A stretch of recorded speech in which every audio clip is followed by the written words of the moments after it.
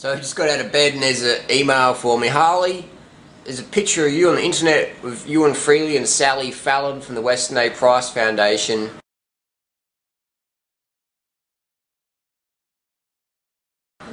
Is this picture genuine? Did you guys go paleo, primal, low carb, high grease, high fat, grass-fed butter in your arteries? Did you guys do that? How come you look so fat? Someone just photoshopped the photo. I guess this is what we would look like if we ditched our high carb, vegan, low fat lifestyle, heavy on the fruits, fruit focused 20 million bananas a day style, and we got into the high fat grease and clogging your arteries with grass fed organic dairy butter and pus and nutrient dense foods like butter, egg yolks, whole raw milk, full fat cheese, and liver and liver and liver are not villains, but foods that are the basis of good health and should be included as much as possible in our diets. Eating liver. I mean, people say you got to eat liver. The liver's like the detoxification organ of the animal.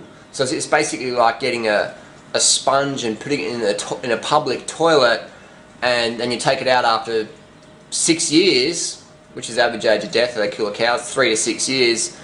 And you're taking that sponge out of the public toilet after 6 years and you start eating it because you get all the nutrients. I mean, it's going to have nutrients in there, but it's going to have a lot of nasties in there. So if you're consuming the detoxification organs of animals, I don't know how healthy that is. Sponge in the public toilet, that's basically what a liver is. It's a chemical detoxification organ of mammals.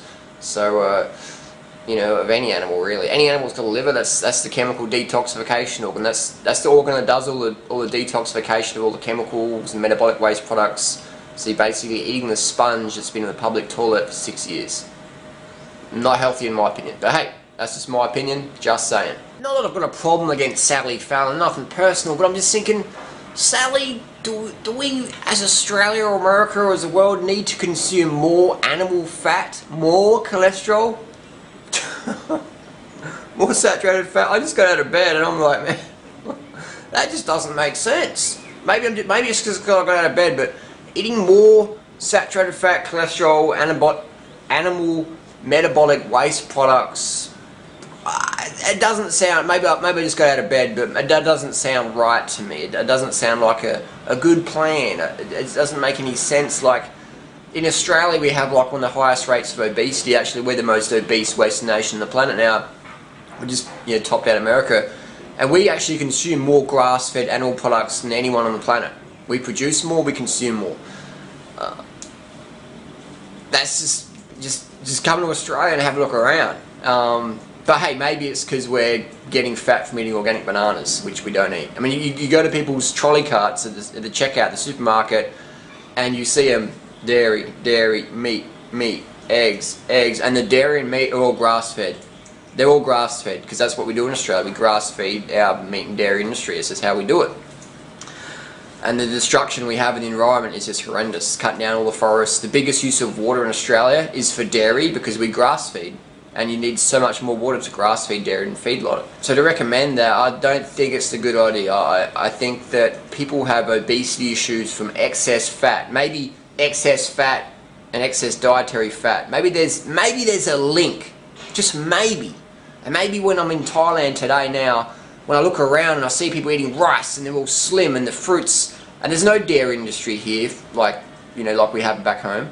There's no like big steak places and stuff like that, and people maybe have like a chunk of fish or very minimal animal product intake. There's actually a lot of vegans here, part of their culture. Very slim people, very kind people, very gentle people. They're not dropping bombs in other nations and stuff like that. So very kind people in general Thailand. And then if we look at what Weston A. Price actually promoted, he promoted the diet high in wheat. High in wheat, check out my other video for that one. Weston A. Price promoted a vegetarian-based lifestyle, heavy on the grains.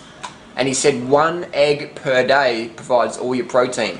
So when people say, oh, you need to eat a lot of eggs and dairy, and because Weston A. Price did that, that's total misinformation. That's not correct. People actually read Weston A. Price's book, but I'll I'll give you a link at the end of this video for that video. Weston A. Price promoted vegetarian, pescatarian style lifestyle. High in carbohydrates, high in greens. So today, basically, the Weston A. Price Foundation is funded by a Washington-based agricultural group.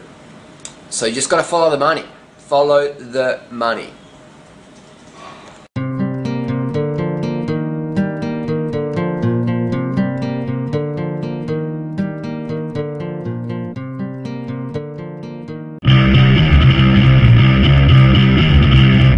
So here we have Weston A. Price book. If you can see me there, you go, it's better. Weston A. Price, Nutrition and Physical Degeneration by Weston A. Price. Book written in the 20s. Big book, big chunky book. And this is the book